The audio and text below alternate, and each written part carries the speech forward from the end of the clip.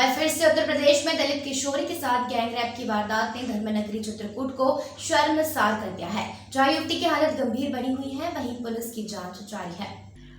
बता दें कि घर में सो रही किशोरी को अगवा कर 3 लोगों ने रात भर बंधक बनाकर उसके साथ गैंगरेप किया और उसे बेहोशी की हालत में रामघाट पर फेंक गए, जिसे गंभीर हालत में इलाज के लिए जिला अस्पताल में भर्ती कराया गया है। मामला शहर कोतवाली क्षेत्र के एक मोहल्ले का है, जहां परिजनों ने आरोप लगाते हुए बताया कि उनकी 13 वर्षीय बेटी घर पर सो रही थी। तभी रात में कुछ लोग उसे अगवा कर अपने साथ ले गए और सुबह रामघाट में बेहोशी की हालत में फेंक गए। किशोरी को उसी हालत में जब राहगीरों ने देखा तो पुलिस को मौके पर बुलाकर एम्बुलेंस के माध्यम से किशोरी को गंभीर हालत में जिला अस्पताल में भर्ती कराया। जहां किशोरी की हालत देखकर परिजनों ने 3 लोगों पर अगवा कर उसके साथ बेरहमी से गैंग रेप करने का गंभीर आरोप लगाया है। किशोरी की हालत गंभीर है और एक शिवा नाम के आरोपी का नाम कबूला गया है और अपने साथ हुई आपबीती हालत खराब होने पर नहीं बता पाई है। सूचना पर पहुंची पुलिस ने महिला कांस्टेबल के माध्यम से किशोरी का बयान लेना शुरू कर दिया और परिजनों की तहरीर पर मुकदमा पंजीकृत किया है। घटना के बाद मौके पर पहुंचे सदर विधायक अनिल प्रधान ने घटना की निंदा जताते हुए पुलिस प्रशासन पर गंभीर आरोप लगाए हैं और प्रशासन को जल्द घटना का खुलासा करने का अल्टीमेटम दिया है। वहीं इस मामले में पुलिस अधीक्षक अतुल शर्मा का कहना है कि किशोरी के गायब होने की सूचना मिली थी, जो आज दिन में किशोरी को बरामद किया है। वहीं किशोरी की पूछताछ पर किशोरी ने एक युवक पर आरोप लगाया है, जो उसे राजापुर ले गया था और दिन में उसे रामघाट पर छोड़ गया है। मामले में जांच की जा रही है, अभियोग पंजीकृत किया जा रहा है। जो भी साक्ष्य सामने आएंगे उस पर कार्रवाई की जाएगी। देखिए, थाना करबी क्षेत्र में कल रात को हमें सूचना मिली थी कि एक लड़की जिसकी की उम्र करीब 13 वर्ष है, वो घर से कहीं गायब है, जिस पर कि हम लोगों द्वारा उसकी तलाश की जा रही थी और जिसमें आज दिन में ये लड़की रामघाट के पास हम लोगों को बरामद हुई है। सूचना मिली थी कि ये लड़की वहीं पर है, तो जिस पर इसको बरामद किया गया। इसमें लड़की से अभी जो पूछताछ की गई है उसमें इसने बताया कि एक लड़का है वहीं का जो इसको राजापुर ले गया था और फिर राजापुर से फिर ये इसको रामघाट छोड़ गया है। अभी हम लोग इसमें और जांच कर रहे हैं और इसमें अभियोग पंजीकृत किया जा रहा है और जो भी आगे साक्ष्य और जो इसके बयान है उसके आधार पर हम लोग कार्रवाई करेंगे। विश्वकर्मा पूजा को ही विश्वकर्मा जयंती और विश्वकर्मा दिवस के नाम से जाना जाता है। हिंदुओं के लिए यह दिन बहुत ही खास होता है, क्योंकि इस दिन लोग अपने कारखानों और गाड़ियों की पूजा करते हैं। ऐसी मान्यता है कि इस दिन भगवान विश्वकर्मा ने सृष्टि के रचयिता ब्रह्मा जी के 7वें पुत्र के रूप में जन्म लिया था। विश्वकर्मा भगवान की जयंती धूमधाम से मनाई गई, साथ ही प्रसाद का वितरण भी किया गया। भगवान विश्वकर्मा का जिक्र 12 आदित्यों और ऋग्वेद में होता है। इस बार विश्वकर्मा जयंती शनिवार के दिन मनाई गई, जहां खराब मौसम, भारी बारिश हो रही है। वहीं गोंडा में विश्वकर्मा भगवान जयंती धूमधाम से मनाई गई। कई स्थानों पर कार्यक्रम भी आयोजित किए गए। रोडवेज बस स्टॉप, कारखाने में rail, diesel, political, motor mechanic, मिस्त्री के दुकानों पर भी विश्वकर्मा भगवान की विधि विधान से पूजन अर्चन किया गया, साथ ही प्रसाद वितरण भी किया गया। वहीं विश्वकर्मा भगवान के मंदिर पर विधि विधान से पंडित ने हवन पूजन करवाया, पंडाल लगाकर प्रसाद का वितरण करवाया। जबकि विश्वकर्मा जयंती पर पूर्व की सरकार ने सरकारी छुट्टी घोषित की थी, वहीं वर्तमान भाजपा की सरकार ने सरकारी छुट्टी घोषित नहीं की है। मीडिया से बात करते हुए बताया कि शिव कुमार विश्वकर्मा अखिल भारतीय विश्वकर्मा शिल्पकार के प्रदेश उपाध्यक्ष, यहाँ पर पौराणिक विश्वकर्मा भगवान का मंदिर है, जहाँ बरसों से हम लोग विश्वकर्मा भगवान की पूजन अर्चन करते चले आ रहे हैं। बस्ती जिले में एनएसयूआई के कार्यकर्ताओं ने पीएम मोदी के जन्मदिन को बेरोजगार दिवस के रूप में मनाया और प्रधानमंत्री को समोसा भेजकर युवाओं के लिए रोजगार की मांग की है। लगभग आधा दर्जन की संख्या में एनएसयूआई के कार्यकर्ताओं ने हाथों में बेरोजगारी दिवस की तख्तियां लेकर युवाओं के लिए रोजगार की मांग की है, जहां युवाओं के रोजगार सहित तमाम स्लोगन लिखकर समोसे बेचते युवक नजर आए। एनएसयूआई के जिलाध्यक्ष सुधीर यादव ने कहा कि जब से देश के प्रधानमंत्री नरेंद्र मोदी ने देश की कमान संभाली है, तब से रोजगार लगातार कम होते जा रहा है। पढ़े लिखे युवक सड़कों पर घूम रहे हैं।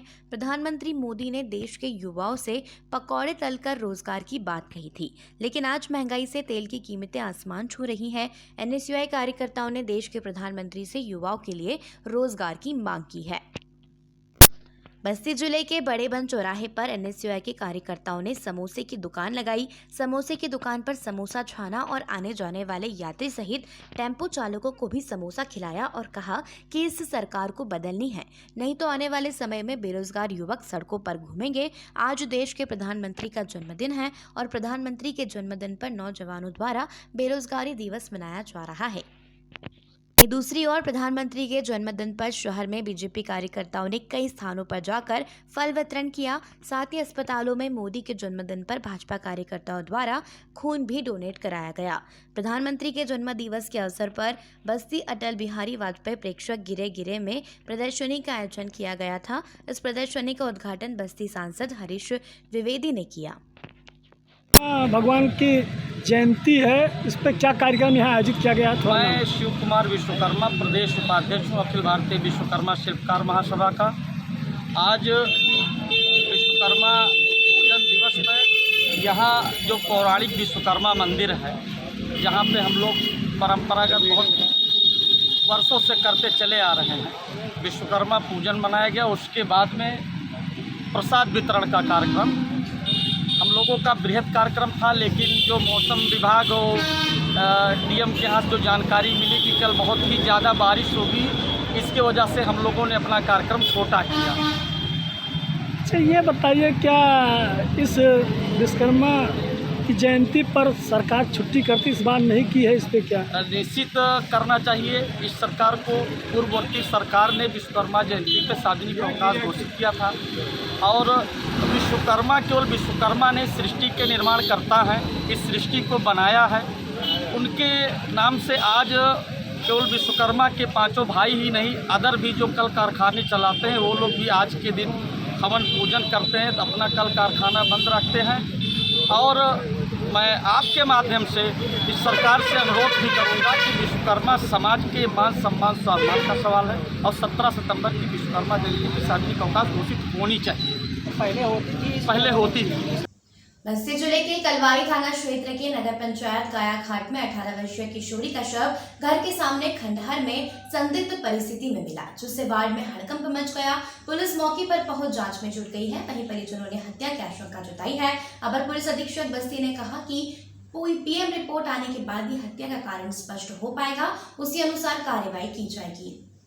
घटना की सूचना मिलते ही जिले के आला अधिकारी पुलिस अधीक्षक आशीष श्रीवास्तव, एडिशनल एसपी दीपेंद्र नाथ चौधरी, क्षेत्राधिकारी विनय चौहान, थाना अध्यक्ष कलवारी प्रदीप कुमार सिंह के साथ फॉरेंसिक टीम ने थाना स्थल का गहनता से जांच पड़ताल की। पुलिस ने शव को कब्जे में लेकर पोस्टमार्टम के लिए भेज दिया है। पुलिस अधीक्षक ने घर वालों से पूछताछ की। पोस्टमार्टम रिपोर्ट आने के बाद हत्या या आत्महत्या की गुत्थी को सुलझाने के लिए पुलिस आगे की कार्रवाई करेगी।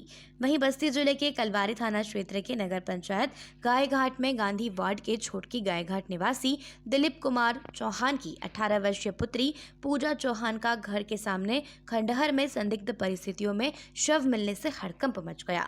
पूजा गुरुवार के दिन से ही घर से लापता थी। पिता ने पुत्री की गुमशुदगी की सूचना गुरुवार को पुलिस चौकी गायघाट पर दर्ज कराई थी। सुबह करीब 10 बजे पूजा की चचेरी बहन काजल किसी काम से खंडहर में गई थी। वहां पूजा की लाश देखकर जोर जोर से चिल्लाने लगी। शोर सुनकर आसपास के लोग इकट्ठा हो गए। घटना की सूचना वार्ड वासियों ने चौकी इंचार्ज गायघाट द्वारका प्रसाद चौधरी को दी। घटना की सूचना उच्च अधिकारियों को मिलते ही पुलिस अधीक्षक बस्ती आशीष श्रीवास्तव, एएसपी दीपेंद्र चौधरी, क्षेत्राधिकारी कलवारी विनय कुमार चौहान, थाना अध्यक्ष कलवारी प्रदीप कुमार सिंह के साथ फॉरेंसिक टीम ने घटनास्थल की बारीकी से जांच पड़ताल की।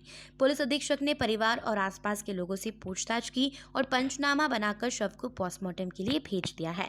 वहीं पुलिस अधीक्षक बस्ती दीपेंद्र चौधरी ने कहा कि घटना के उच्च अधिकारी जांच कर रहे हैं। पोस्टमार्टम रिपोर्ट आने के बाद यह स्पष्ट हो पाएगा कि मौत की असली वजह क्या है। कल दिनांक 15/9 को थाना कलवारी पर इस आशय की सूचना मिली कि ग्राम छुटकी गायघाट की रहने वाली एक लड़की घर से गायब है। इस सूचना पर थाने पर गुमशुदगी दर्ज की गई है और आज सुबह उसके परिजनों द्वारा ये सूचना दी गई कि घर से सटे हुए उसके पुराने घर जो कि खंडहरनुमा है उसमें उसकी लाश पड़ी हुई है।